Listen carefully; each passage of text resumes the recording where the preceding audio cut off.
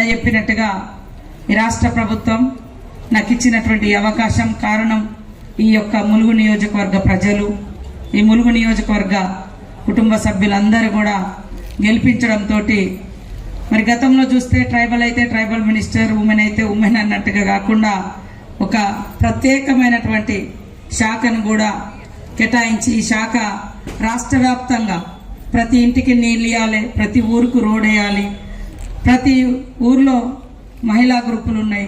అదేవిధంగా శిశు సంక్షేమంలో చూస్తే మరి అంగన్వాడీస్ కానీ ఇతర అన్ని రకాలుగా ఉండేటువంటి దాదాపుగా ప్రతి ఇంటిని టచ్ చేసేటువంటి శాఖలో నేనున్నా.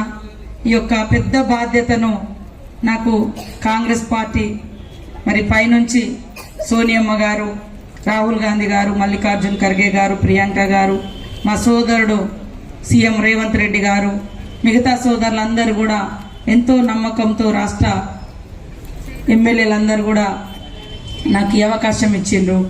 మరి ఈ ప్రాంతానికి తగ్గట్టుగా అంటే నేను కూడా గ్రామీణ ప్రాంతాల నుంచి వచ్చిన ప్రతి ఊరు ప్రతి పల్లె బాధలు కష్టాలు తెలిసినటువంటి వ్యక్తిగా నాకు ఈ శాఖనిచ్చింది.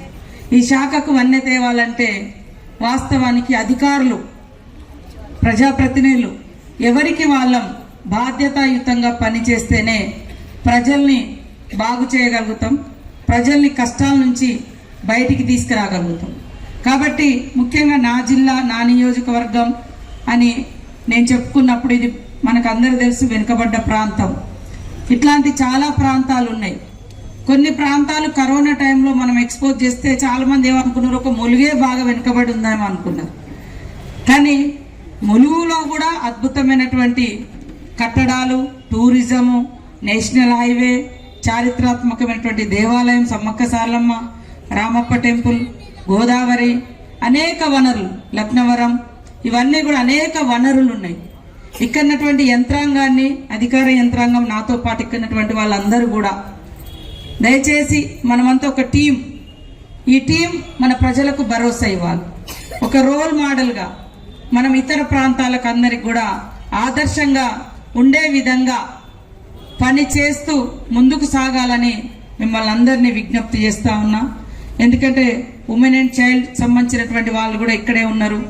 మనలాంటి ప్రాంతాలలో సరైనటువంటి తిండి లేక, ముఖ్యంగా అటవీ ప్రాంతాలలో, గిరిజన ప్రాంతాలలో లేదా వెనుకబడినటువంటి పేదలు ఉండేటువంటి వాళ్ళు, అట్టడుగు వర్గాలు, దళితులు, బీసీలు, ఎస్సీలు, మైనార్టీలు, ఇట్లా గిరిజనులు, పేదలు, వాళ్ళకు సరైనటువంటి తిండి పెట్టుకోలేక కూడా పిల్లలకు రక్తహీనతతో బాధపడుతున్నటువంటి వాళ్ళు, అలాంటి దాన్ని కూడా మనము అధిరోహించి మంచి పౌష్టికమైనటువంటి ఆహారం ఇస్తేనే, పిల్లలు స్ట్రాంగ్గా ఉంటేనే వాళ్ళు మనం ఇచ్చేటువంటి చదువు కానీ లేదా సంస్కారం కానీ వాళ్ళు తీసుకోగలుగుతారు, రిసీవ్ చేసుకోగలుగుతారు. బలహీనంగా ఉంటే వాళ్ళ మైండ్ పనిచేయదు. కాబట్టి ఆ దిశగా కూడా ఇంకా స్ట్రాంగ్ డెసిషన్ తీసుకొని ఇప్పుడు కూడా రాత్రే మరి అన్ని తెలిసినటువంటి వ్యక్తి కరుణ గారు కూడా మన ఉమెన్ అండ్ చైల్డ్ డిపార్ట్మెంట్కు వారు రావడం జరిగింది. మన వరంగల్ జిల్లాలో గతంలో జేసీగా, కలెక్టర్గా, మేడారం కానీ అన్ని రకాలుగా వచ్చినటువంటి వ్యక్తి. కాబట్టి మనం అందరం ఒక టీంలా పనిచేద్దామని తెలియజేస్తూ, ఈరోజు హాస్పిటల్లో చూసినాం, తల్లి బిడ్డకు పాలియలేనటువంటి ఒక అచేతనమైనటువంటి ఒక అనారోగ్య పరిస్థితి, లేదా చేతగానితనంలో ఉంటుంది, లేదా ఆడవాళ్ళకు సంబంధించినటువంటి బాడీలో, శరీరంలో ఉండేటువంటి రకరకాల తేడాలు ఉంటాయి, పాలు ఇవ్వడానికి కూడా ఇబ్బందులు ఉంటాయి. కాబట్టి కలెక్టర్ గారు మరి అదొక చొరవ తీసుకొని తను ఒక తల్లిగా అనుభవించిన బాధను ఈరోజు మిగతా పిల్లలకు, మిగతా తల్లులకు రావద్దని, ఎందుకంటే మనం బాధపడితే మనకు కొత్త ఆలోచనలు కూడా వస్తుంటాయి, ఇతరుల బాధలను కూడా తీర్చగలుగుతాం. సో కలెక్టర్ గారిని కూడా నేను అప్రిషియేట్ చేస్తా ఉన్నాను. ఈ యొక్క తల్లి ఒక్కొక్కసారి పాలు సతాగా ఇవ్వలేని పరిస్థితులలో ఎలా ఇవ్వగలుగుతాం? తల్లి అందుబాటులో లేకున్నా తల్లి పాలను మనం ఏ రకంగా తీసుకొని స్టోరేజ్ చేసి తల్లి బయటికి పోయినా, ఆఫీస్కి పోయినా బిడ్డకు మాత్రం తల్లి పాలే అందుతూ ఉంటాయి. అదొక, ఎందుకంటే డబ్బా పాలు అనేది చాలా ఇబ్బందికరమైనటువంటి పరిస్థితుల్లోనే ఉంటాయి. కాబట్టి అదొక మంచి ప్రోగ్రామ్ ఈరోజు ఓపెన్ చేయడం జరిగింది. అదేవిధంగా సైకిల్ ఖేలు ప్రోగ్రాం ద్వారా కూడా ఒక 15 మంది పిల్లలకు మరి సైకిల్స్ కూడా ఇవ్వడం జరిగింది. ఇప్పుడు మన women and child district officer Premalatha గారు ఇద్దరు ఉండే ఇంతమంది ప్రేమలత గారు ఒక మంచి ప్రోగ్రాం పెట్టి మరి పిల్లలకు కొన్ని సరుకులు సామాన్లు, అదే విధంగా అంగన్వాడీ సెంటర్స్ కూడా రాబోయేటువంటి కాలంలో దివ్యాంగులకు వివిధ రకాల సహాయ కార్యక్రమాలు అందించడం కోసం మేమంతా అది ప్రణాళిక చేసుకుంటున్నాం. కాబట్టి ఖచ్చితంగా అధికార యంత్రాంగం దయచేసి నేను మిమ్మల్ని అందరినీ కూడా మీ యొక్క ఫ్యామిలీ మెంబర్గానే ఉంటా. ఈ నియోజకవర్గమే నా కుటుంబం. ఇప్పుడు రాష్ట్రానికి కూడా నేను ఒక కుటుంబ సభ్యురాలుగానే పనిచేస్తా.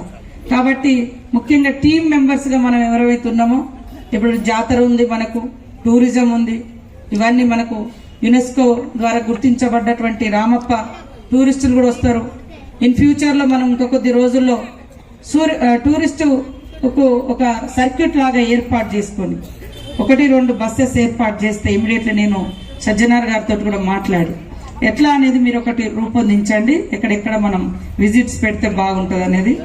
ఇంకా మనం రెస్టారెంట్స్కి సంబంధించి కానీ వచ్చినటువంటి వాళ్ళకు మంచి ఫుడ్ కూడా అందిస్తే మన పిల్లలకు కొంత ఉద్యోగాలు దక్కుతాయి, వచ్చిపోయేటువంటి వాళ్ళ సంఖ్య కూడా ఉంటుంది, మనకు కూడా కొంత రాబడి కూడా ఉంటుంది. జిల్లా రాష్ట్ర ఆదాయంలో వెనుకబడి ఉన్నటువంటి జిల్లా 9 మండలాలతో ఉంది, ఇన్కమ్ వచ్చేది లేదు ఎక్కువ.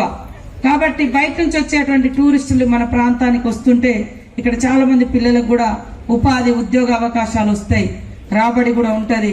కాబట్టి మన ములుగు ప్రాంతాన్ని ఇంకా అద్భుతంగా అభివృద్ధి చేసుకోవచ్చు.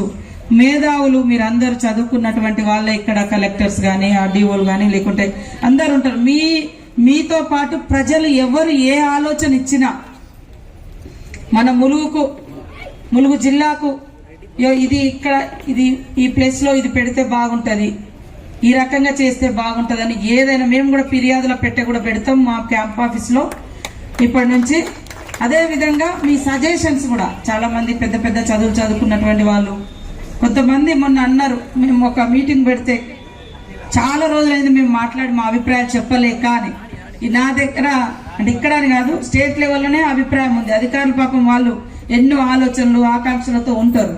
కానీ ఎంతసేపు నా ఆలోచన మీ మీద రుద్దడం కాకుండా అందరిది వినడానికి నేను సిద్ధంగా ఉన్నా. అందులో మంచి బెటర్ ఆలోచన ఏదైతే ఉందో ఉపయోగపడేది దాన్ని మనం తీసుకొని మన ప్రాంతానికి తగ్గట్టుగా మనం డెవలప్ చేద్దామని తెలియజేస్తూ, మరి మన పక్క నియోజకవర్గం మన ములుగు జిల్లాలో కూడా ఉన్నది భద్రాచలం. వాళ్ళు కూడా పాపం వెనుకబడ్డటువంటి ప్రాంతము. అటు భద్రాచలం సైడ్ కొంత దేవస్థానం ఉంది కాబట్టి వాళ్ళు ఓకే, కానీ ఇటు ఈ మన ప్రాంతాలలో ఉన్నాయి. కానీ రాష్ట్ర వ్యాప్తంగా ఎక్కడున్నా నా శాఖ ద్వారా మన గవర్నమెంట్ ద్వారా తప్పకుండా అందరికీ సహాయ సహకారాలు అందిస్తూ అంతరాలు లేనటువంటి అభివృద్ధి. ఒక ప్రాంతాన్ని బాగా డెవలప్ చేస్తే ఇంకో ప్రాంతంలో కనీసం పోవడానికి బస్ సౌకర్యం కూడా లేనటువంటి పరిస్థితులు ఉన్నాయి. కాబట్టి అందరం డెవలప్ అయినప్పుడే, అన్ని ప్రాంతాలు అభివృద్ధి చెందినప్పుడే తెలంగాణ అభివృద్ధి చెందినట్టుగా మనం భావించబడుతుంది. అంతేగాని మా ఒక్కటి మీ ఊరు మా ఊరు అని కాకుండా మనం రాష్ట్రాన్ని యూనిట్గా కూడా పనిచేయాల్సిన అవసరం ఉంది. సో ఎప్పుడు ఏది ఉన్నా కూడా అక్కడ ఉన్నటువంటి నూగూరు వెంకటాపూర్ నుంచి వచ్చినటువంటి జెడ్పీటీసీ గారు వారు కానీ, మరి అన్న తెల్లం వెంకటరావు అన్న గారు కానీ, మీరందరు ఇంకా స్టేజ్ మీద ఉన్నటువంటి వచ్చారు. అప్గ్రేడేషన్, ఎందుకంటే 7,500 ఉన్నటువంటి జీతం 13,000కు పెంచుతూ మినీ అంగన్వాడీ సెంటర్స్గా 4,000 సెంటర్స్ దాదాపుగా మరి గ్రేడ్ చేయడం జరిగింది. వాటిని మెర్జ్ చేస్తూ మీకు ప్రమోషన్స్ లాగానే దాదాపుగా ప్రమోషన్స్ అనుకోవచ్చు ఇవ్వడం జరుగుతుంది. ఇంకా 14,000 ఖాళీలు ఈ రాష్ట్రంలో అంగన్వాడీ సెంటర్స్ ఖాళీలు ఉన్నాయి. తొందరలోనే వాటిని కూడా భర్తీ చేస్తాం. మా అంగన్వాడీ సోదరిమణులు కానీ, ఆశా వర్కర్లు కానీ, ఇంకా చాలా మంది ఇక్కడ రకరకాల సెక్షన్స్ ఉన్నారు. మీ ఆశలు, ఆలోచన, మీ అవసరాలను తీర్చే విధంగా మా ప్రతి అడుగు ఉంటుంది. మొన్ననే మీకు అందరికీ తెలుసు, తెలంగాణ ప్రకటించినటువంటి తల్లి సోనియమ్మ గారి బర్త్డే సందర్భంగా కాంగ్రెస్ పార్టీ ఇచ్చినటువంటి మొదటి వాగ్దానం ఏదైతే మహిళా మహాలక్ష్మి కింద, దాంట్లో మొదటిది మరి ఆడవాళ్ళందరికీ కూడా ఉచిత బస్సు ప్రయాణం. కొన్ని ఇబ్బందులు ఉండొచ్చు అక్కడక్కడ, కానీ కొన్ని ఇబ్బందులు నేను అసలే అడుగేయొద్దంటే కష్టం. దారెమ్మడి పోతుంటే ఇప్పుడు మనం తోపులాడుకుంటాం, అటు ఇటు కింద పడుతుంటాం. కొన్ని ఎందుకంటే బస్సెస్ లేవనో లేకుంటే అక్కడిక్కడ ఇబ్బంది అనో కొన్ని ఉండొచ్చు.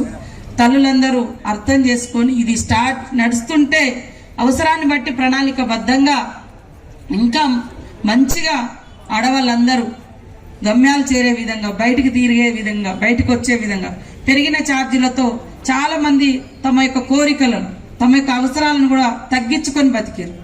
కాబట్టి ఇప్పుడు ఎక్కడికైనా బిడ్డల దగ్గరికి, ఆ తల్లిగారింటికి లేకుంటే ఇంకో కాడికి కూడా వెళ్ళడానికి ఉచిత బస్సు ప్రయాణం నడుస్తుంది. అదేవిధంగా ఆటో డ్రైవర్ సోదరులు కూడా బాధపడాల్సిందేం లేదు. ఆటో డ్రైవర్ల యూనియన్లతోటి మా మేనిఫెస్టో కమిటీ డిస్కస్ చేసి చర్చించి మరి ఇది చేస్తున్నామంటే కూడా వాళ్ళు ఒప్పుకున్నారు. ఆ రోజు కొంతమంది ఈరోజు ఇబ్బంది పడుతుండొచ్చు. మీకు ఇచ్చినటువంటి వాగ్దానం సంవత్సరానికి 12,000 డ్రైవర్లకు, ఆటో డ్రైవర్లకు అది కూడా ఇస్తాం. రోడ్ ట్యాక్స్ కానీ ఇతర ఇబ్బందులు కానీ లేకుండా చేయాలన్నారు, అవి కూడా చేస్తాం. ఆటో డ్రైవర్లు కూడా, ఎందుకంటే ప్రతి ఇంట్లో, మీ ఇంట్లో కూడా ఆడకూతుర్లు ఉంటారు, మహిళలు ఉంటారు, వాళ్ళు కూడా ఈ యొక్క ఉచిత బస్సు ప్రయాణాన్ని వాడుకుంటారు. కాబట్టి సహకరించాలి. మీ డిమాండ్స్ ఏమున్నా కూడా మేము తప్పకుండా సానుకూలంగా చేసి పరిష్కరిస్తామని తెలియజేస్తూ ఇక్కడికి వచ్చిన మీ అందరికీ పేరు పేరున శుభాకాంక్షలు. ఇప్పుడు ఏదైతే సరుకుల పంపిణీ కానీ ఇతర ఎక్విప్మెంట్స్ కానీ ఆ కార్యక్రమాన్ని చేపట్టడం జరుగుతుంది. మీరందరూ కూడా నన్ను దీవించి మీ అందరి దీవెనలు అందించి గెలిపించిన మీ అందరికీ పేరు పేరున తలవంచి నమస్కారాలు తెలియజేస్తా ఉన్నాను.